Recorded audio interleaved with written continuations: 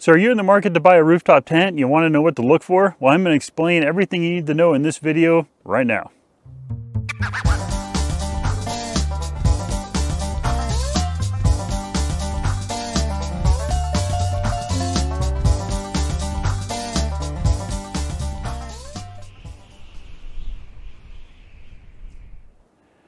Hi, I'm Brian from Northwest Bronco. Welcome back to the channel. In this video, I'm going to talk about rooftop tents and some of the things you should look for in a rooftop tent. And then I'm also going to talk about why I like this one in particular. So I have a lot of experience with rooftop tents. I've had good ones, I've had bad ones, and I've learned my lessons in the past, and I'm going to share those lessons with you.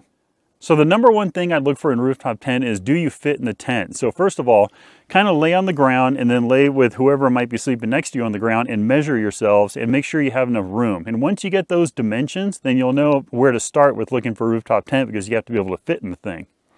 So another thing you should look for that's almost tied with the first thing is going to be the weight of the tent. What you want to do is look for a tent that weighs about under 150 pounds. When you start getting above 150 pounds, then you're really struggling and it becomes a really more of a problem than anything to have a rooftop tent, because you have to be able to get the thing on and off of your vehicle. Another problem with having a really big tent is that it'll really kind of mess up your gas mileage, and it also changes the characteristics of the way your vehicle handles. So if you're going around a corner, a high-speed corner, when you're out overlanding, your whole vehicle will kind of lean and sway because your tent is too heavy. Try to get one as compact as possible that, one or two people can fit in, depending on how many people are going camping with you. So really try to keep your tent under 150 pounds. That'd be my recommendation. And in fact, if I had to recommend something, I'd try to find one that's more around 135 pounds. Another thing people are always looking for is, can you put your bedding in a tent? Now, if you're going to put your bedding in a tent, buy a tent that's designed to keep your bedding in the tent. Don't try to force your bedding into a tent, because it's really not going to work. And you're going to be putting too much stress on all the hinges and the clips that keep the tent securely closed.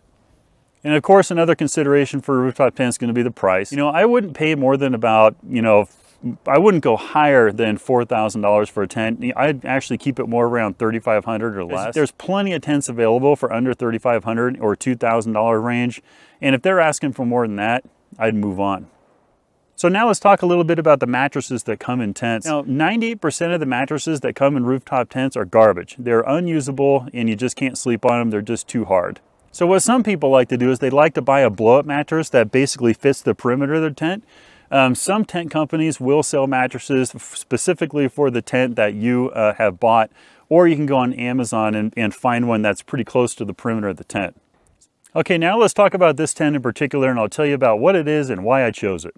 And this tent is the iCamper Blue Dot Voyager, and it is a solo tent, but you can also buy it in a duo version, which is going to be wider. This tent comes in two different configurations. One, you can buy it pre-built, or you can save about $200 to $400 and build it yourself, where they'll just send you the tent and then you just assemble it. And that takes, I think people were saying, about 3 hours to assemble. But that will save you some money. So after doing a whole lot of research, the reason why I picked this tent was because, number one, iCamper is just a quality name. And I was just getting ready to buy the iCamper 2.0 that came out. It's kind of more of a square shape versus a clamshell like mine. But then I saw that this one was coming out, and because it was the first clamshell style solo tent, I believe, or one of the very, very few that are on the market, I thought, geez, that's perfect for me, because now I can keep the width of my tent inside the perimeter, the roof line of my vehicle, which is perfect for me because I don't like having real big things on the roof. Plus, it looks nice. Also, it's going to keep the weight down. I should probably mention that I'm not associated with iCamper at all, even though I use a lot of their products, because I have their tent, I have their trash caddy in the back. I really like the iCamper products, so that's why I buy them, but I'm not affiliated with them at all whatsoever.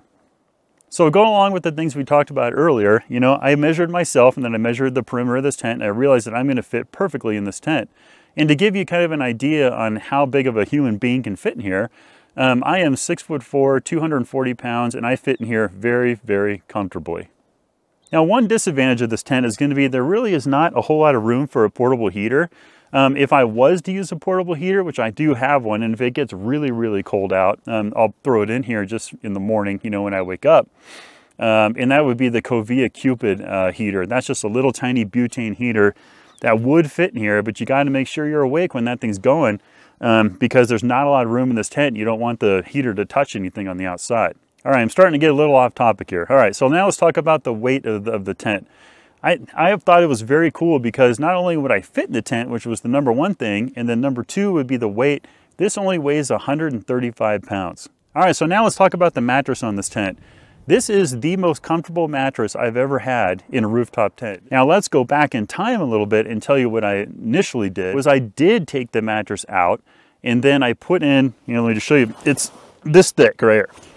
So I took the mattress out and I stored it, and I bought the 4-inch iCamper mattress that's made for this tent, and it was great. It worked great, it was comfortable, and it did everything it was supposed to do. And I put it in there for two reasons. One, I automatically assumed that the mattress on this tent was gonna suck.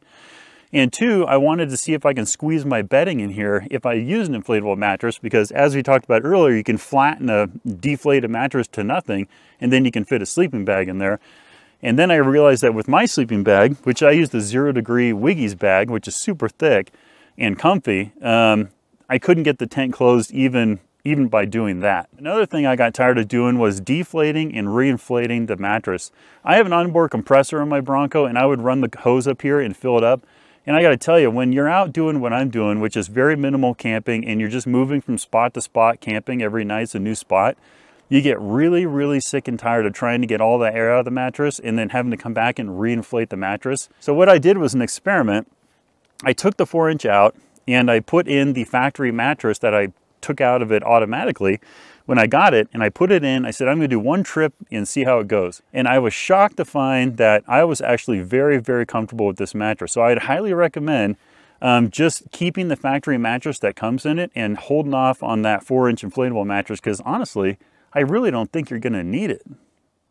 All right, so now let's talk about the price a little bit. And with the price, I think I bought mine for about $3,000, and right now they're being sold for more in the $2,000, over $2,000 range, somewhere between $2,000 and $3,000. But in my opinion, you get what you pay for, like anything else in overlanding. If you spend a decent amount of money from the start, you will get a good quality product. But if you buy a piece of shit, then you are constantly having to spend more money upgrading until finally you always seem to land on the best thing on the market. It seems like it always works out that way. So I just bit the bullet. My wife gave me the green light, which was amazing. And I went ahead and bought it. And I gotta tell you, there's no looking back. This is the best tent that I've ever owned.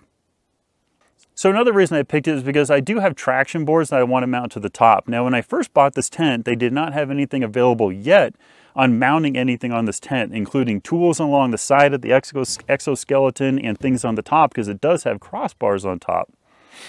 But iCamper did just release a whole batch of stuff, of accessories that to use with this tent. And one of the first things I'm going to grab in October 1st, which is when the crossbars come out, is I'm going to buy the crossbars and I'm going to mount my Max Tracks up on top, because right now I just have them strapped to the top, but with those crossbars, I can actually use those mounts to put my Max Tracks on a little bit more permanently. And of course, they're also going to have accessories that come out, or mounts for accessories that will run along the side. And they also do have a solar panel coming out that's specific to these tents. So I did tell you that 99% of the time I'm alone when I go overlanding. But I do have a son that likes to go with me every now and then. What I would used to do is I'd have a ground tent and I'd haul 2 cots, 2 bedrolls, 2 sleeping bags, an entire tent, but iCamper just came out with a solution for that. So what I did purchase, and I actually have it in my garage and I haven't had a chance to use it yet, was what they call an annex. And the annex is something that just zippers across the top here and comes right down here at an angle and creates a whole nother little living area right below the ladder here. So now my son is going to be able to sleep on a cot right at the bottom of the ladder, and he'll be fully enclosed, and then the ladder comes up and then I can sleep up here, or vice versa. I'll do a future video on the annex. I just haven't had a chance to use it yet, but when I do, believe me, I'm going to film it and I'm going to give you all my thoughts on it. So hopefully this video helped you out to decide kind of what to look for in a rooftop tent, what I look for in a rooftop tent. And that's from my failures in the past, and I have landed on this tent as being one of the best tents I've ever owned all around. But I have never had a bad night in this tent. I've never had an uncomfortable, horrible night in this tent. Every night so far, this entire year, I've slept very well in this tent. So hopefully you found this video informative on what to look for in a rooftop tent, and maybe whether or not you want to buy a Blue Dot Voyager tent. Don't forget this tent does come in a duo version. All right, well, I'm gonna hop down and get dinner going because it's getting kind of late. So I will see you guys next time.